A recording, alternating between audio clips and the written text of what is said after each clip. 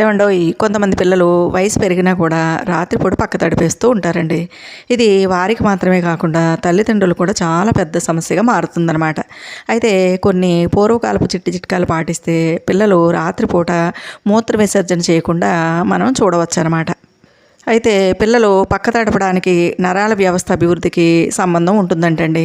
అంటే ఏ పిల్లలకైతే నరాల బలహీనత ఉంటుందో వాళ్ళు ఎంత వయసు ఉన్నా కానీ తొందరగా మూత్ర విసర్జన పక్కలో చేసేస్తూ ఉంటారనమాట. అందుకని పూర్వకాలం అమ్మమ్మలు నాయనమ్మలు ఏం ఫాలో అయ్యేవారు అంటే ఎవరింట్లోనైనా సరే పిల్లలు పక్క తడుపుతూ ఉంటే వాళ్ళకి ఈ విధంగా బెల్లం అరిసెలు తయారు చేసి పెట్టేవారండి.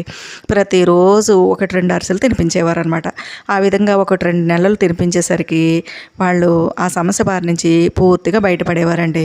ఇది సింపుల్ రెమెడీ అయినప్పటికీ కూడా చాలా చక్కగా పనిచేసేటటువంటి చిట్కా అనమాట. మరి దీనికి సంబంధించిన ఫుల్ వీడియో చూడండి.